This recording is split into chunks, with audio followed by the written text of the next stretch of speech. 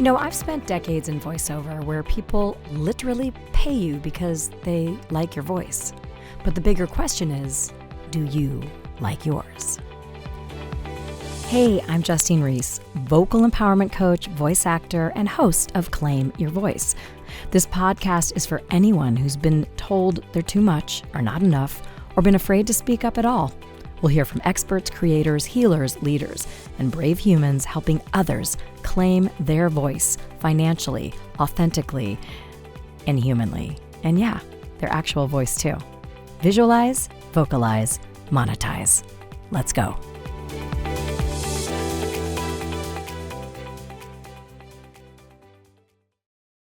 All right. Well, welcome to Claim Your Voice.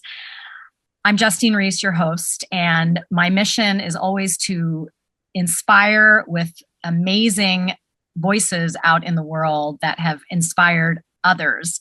And I'm really excited to have reintroduced myself to David Meltzer, and you are here, and welcome, and thank you for being here. Thank you for having me and giving me a platform to share, hopefully, some wisdom and faith to shorten the distance of resistance that people have in their lives. Why did shorten it? Well, before we get into why shortening the distance to resistance became such a big piece of what you are speaking on and inspiring around, can you just give us the brief, wonderful background of yours through sports and everything that you've done to bring you to where you are now? If that could be synopsized, I'd rather hear you tell that story. Sure. But, I'm a kid who grew up with a single mom with 6 kids who wanted to be rich to buy his mom a house and a car. Went to law school, graduated, made my first $1 million 9 months out of law school. My first exit was in 1995 for $3.4 billion. I then learned about venture capital and technology on the Sand Hill Road. And by 1999, I was married to my dream girl, living in my dream house, and CEO of Samsung's very first data phone division, which back then they called convergence devices. I met a guy named Leigh Steinberg as I was far over my skis being CEO of Samsung's first data phone division and the growth that we were incurring. And I was really just a young sales guy, not really a CEO. And Leigh wanted to find someone with a great venture capital and technology background. Leigh Steinberg was the most notable sports agency in the world at the time. They had just done the movie Jerry Maguire about our firm. And I got hired to be the CEO of the most notable sports agency because of my venture capital and my technology background, because Leigh saw the future of sports and technology and venture in the early 2000s. And he was exactly right. I rode that wave and started a sports marketing company with Warren Moon, the Hall of Fame quarterback, my favorite client and partner. And just to remind you, I got to meet him at Kentucky Derby, and he's part of the regular crew there. So that's his event. I love that. Kentucky Derby is his favorite. The Masters is mine, and we both share a love for sports. And then, about 10 years ago, it's really 11 Super Bowls ago, I met Gary Vee. He wanted my help to start their sports agency. And unbeknownst to me, I wanted his help, or he told me I wanted his help to build my social media brand and my podcast. And I was very resistant 11 years ago, but, always find the people that sit in the situation you want to be in and ask them for directions. He did that with his sports agency. I did that with my platform. And here I am today with TV shows, movies, podcasts, a huge media company, utilizing still sports and technology as a backdrop. Entrepreneurship became very big as well. So that's another area in which I help people. But I also am on a mission to empower over 1 billion people to be happy. I'm good at 3 things, and it's the 3 things that make people happy. I'm good at making a lot of money, helping a lot of people, and having a lot of fun. And those lessons about resistance came in 2008 when I lost over $100 million while I was running the sports agency and went bankrupt. I actually lost my mom's house, the only reason I wanted to be rich. and told my mom God was punishing me. And she told me God doesn't punish anyone. I told her I didn't believe in God. She told me I believed in God. I just believed in the wrong God. And so I, as always, started to take stock in who I was and what I wanted to become, and started on my own journey to empower people like you, Justine, that will empower 1,000 to empower 1,000. That's how I'm going to change the world, with humility. I only have to find 1,000 people like you who I know, leaving my legacy, will empower 1,000 more people to empower 1,000 more, 1,000 times 1,000's a million times 1,000's a billion. I love the numbers, and that's a lot. Some things came to me as you were speaking.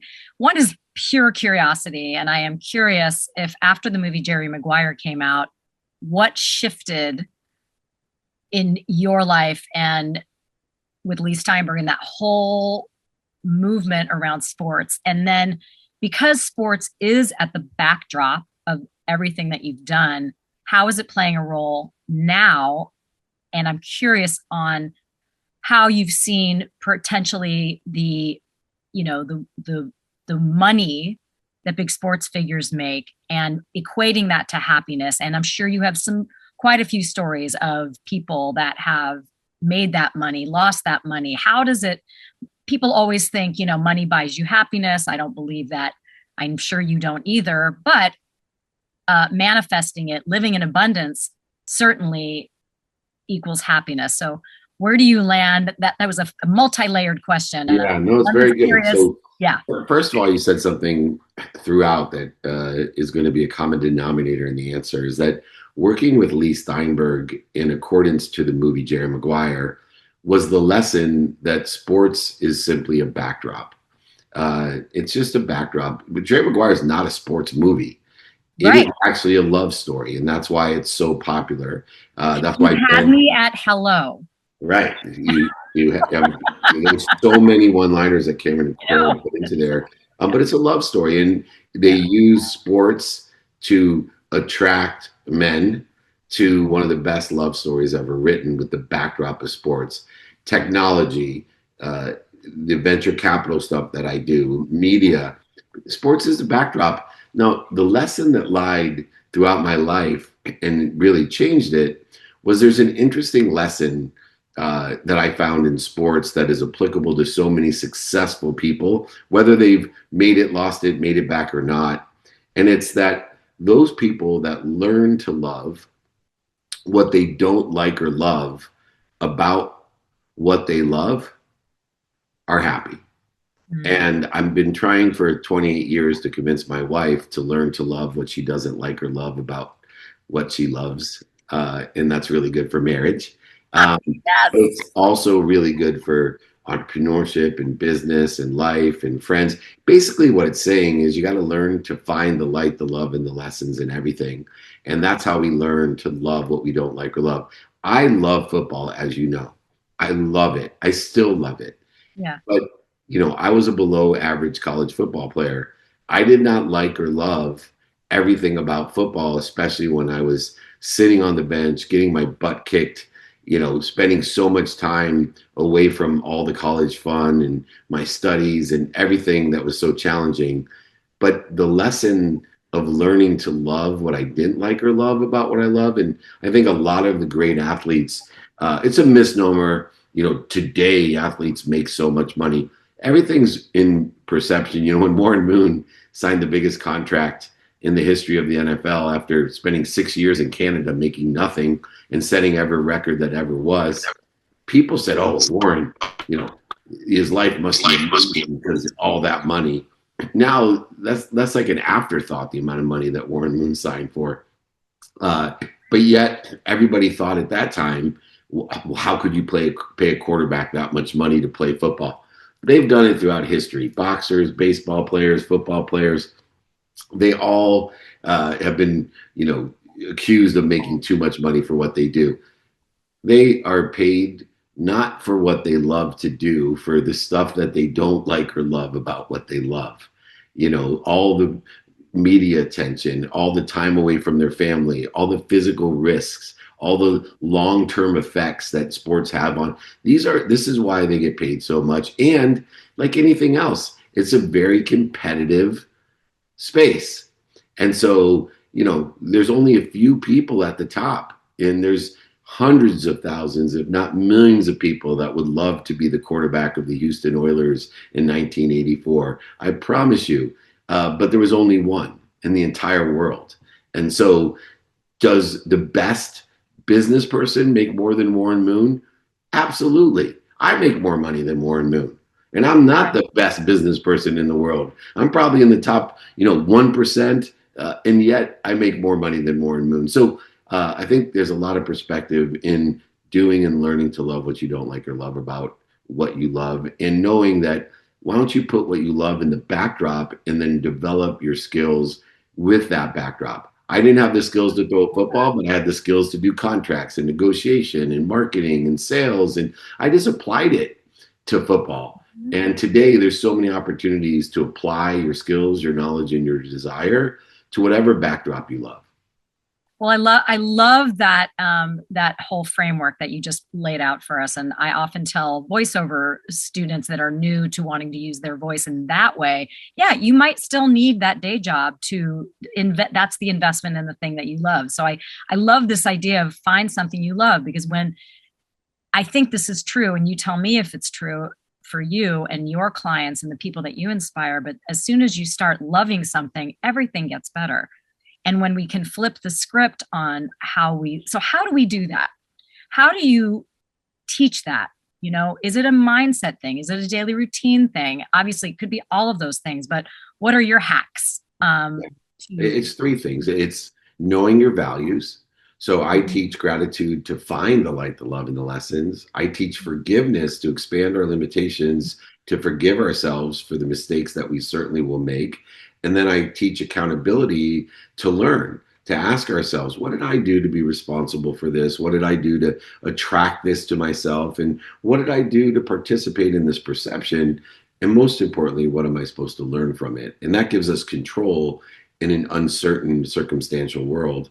And then finally, teaching people to effectively communicate their values, not just with other people, but with their God.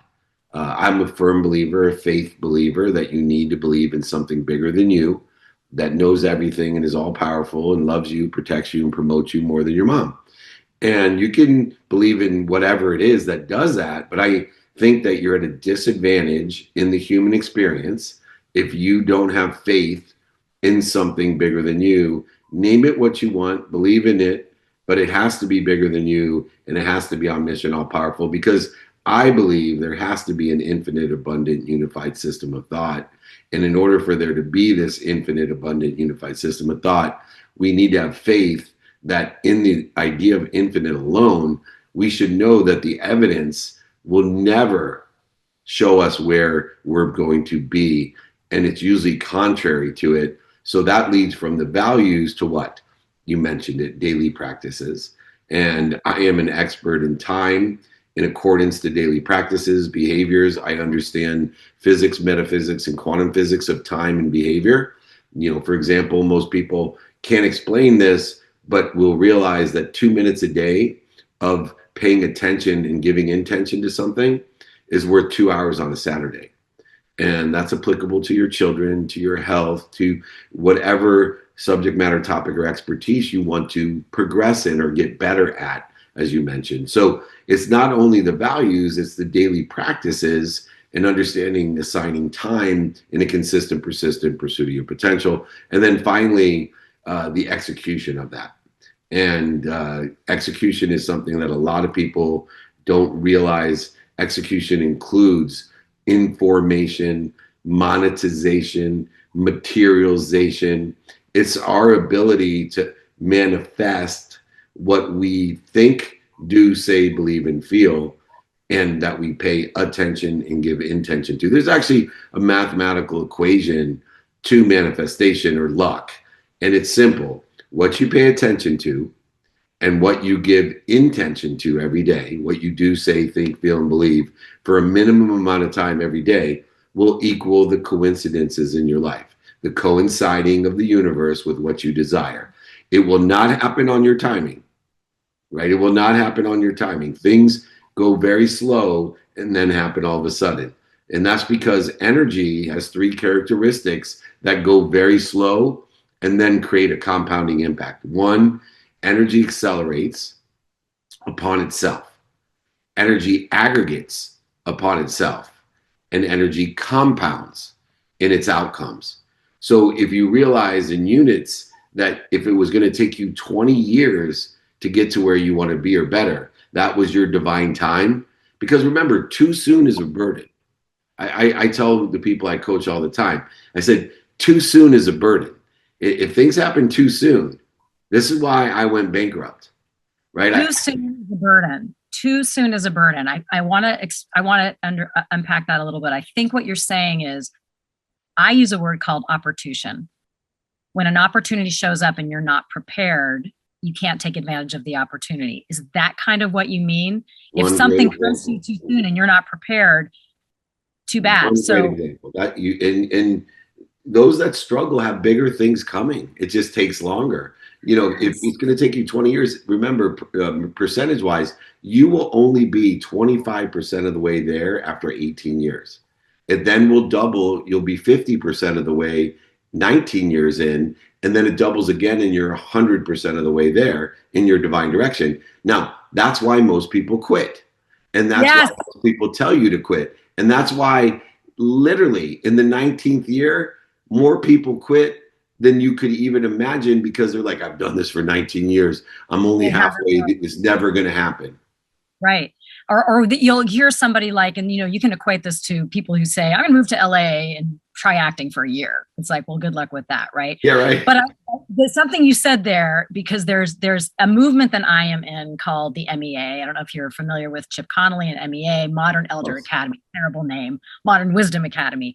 But I love this idea of people of the ages of 40 to 90, we're living longer and we're birthing things.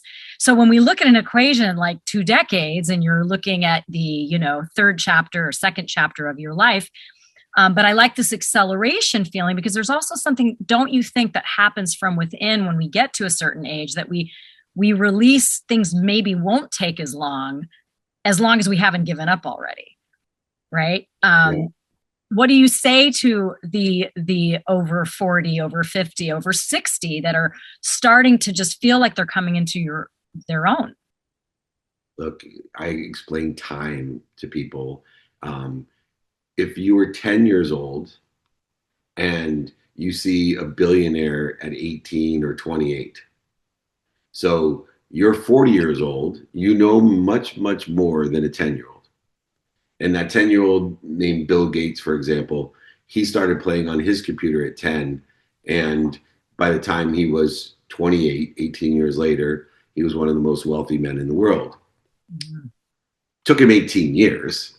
And so if I told you that you have more capability than Bill Gates had at 10, can you see any reason why you, by the time you're 58, which is my age, ironically, couldn't be richer, more successful, or further along in your pursuit of your potential than Bill Gates was at 28? There's no reason.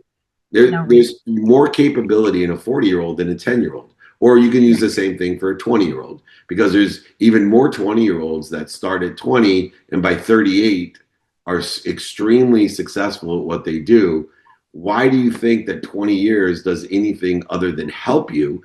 Unless, of course, it's a physical, professional athlete. You have to put the human context into it and saying, look, I'm not going to be as fast, strong, so don't start playing football at 40 and think that you're going to be better at 58 than a 20-year-old football player by the time he's 38. So, but in the situational knowledge experience, things that take skills, knowledge, and desire, a 40-year-old, a 50-year-old has way more advantage than a 20 and a 30-year-old.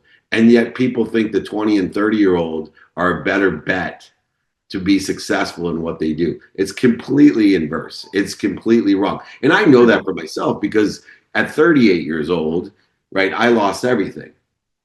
And it took me so little time to make it back compared to, I started when I was 5, developing the behaviors, the skills, the knowledge, and the desire to be rich.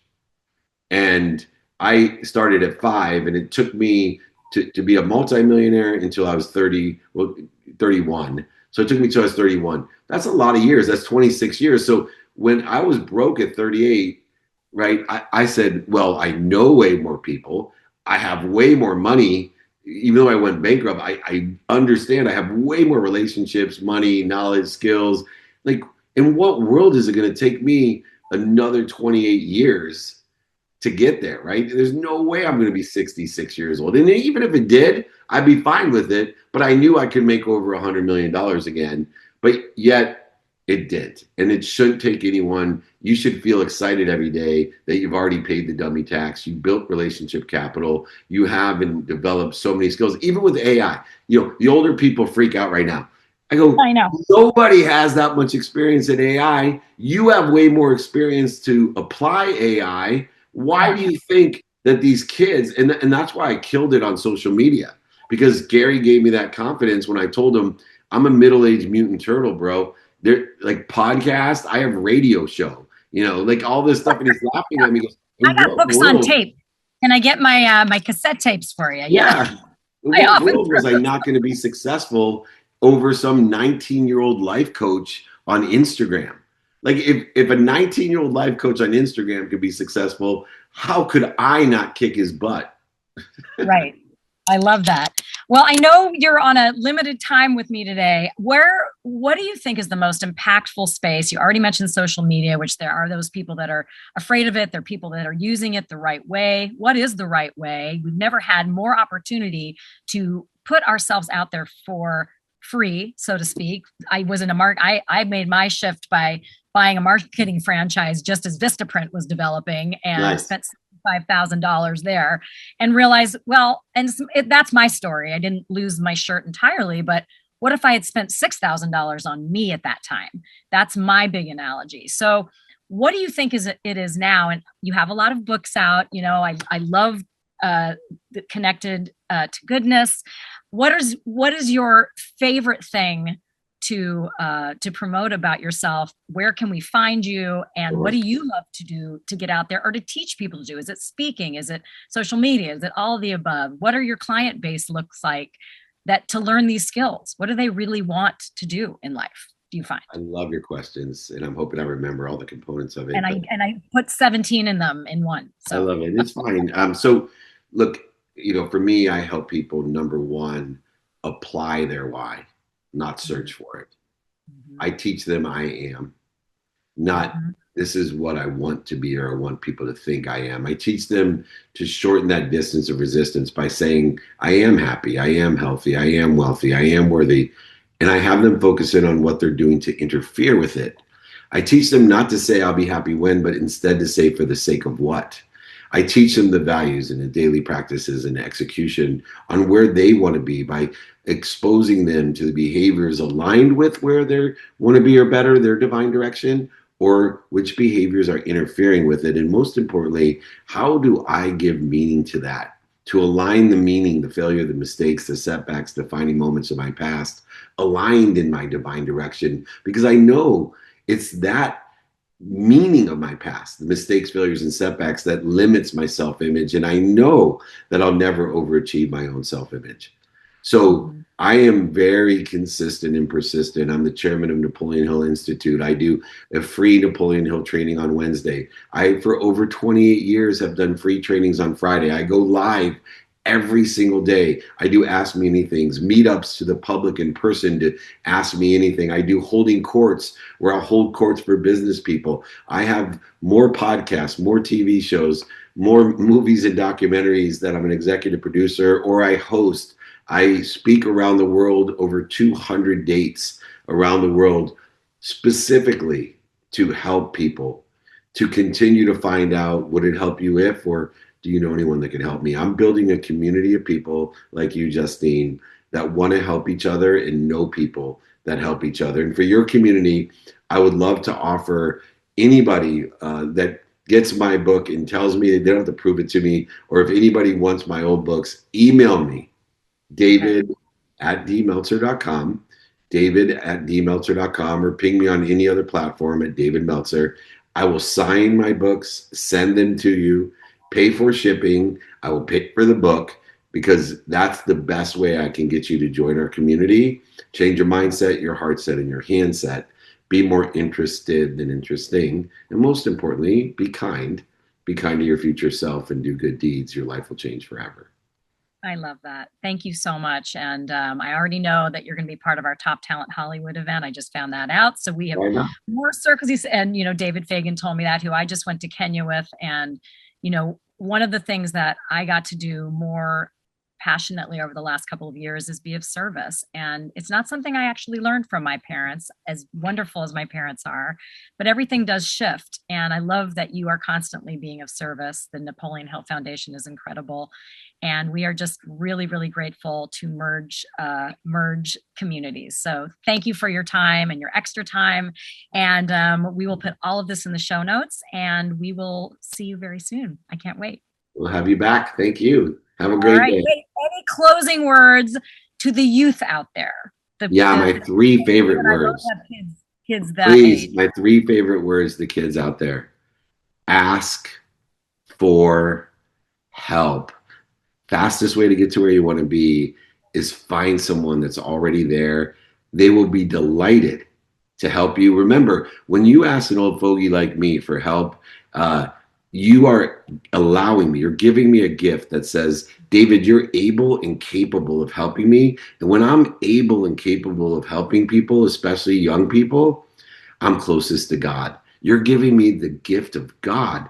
So please ask for help. Don't be afraid. Just because you're young, you have a huge advantage. More people will want to help you than anybody else. So ask for help. Love that. Expect a call from my two sons. All right. Thank you, David. Thank you. Appreciate you so much. Okay. Awesome. Bye. Bye-bye.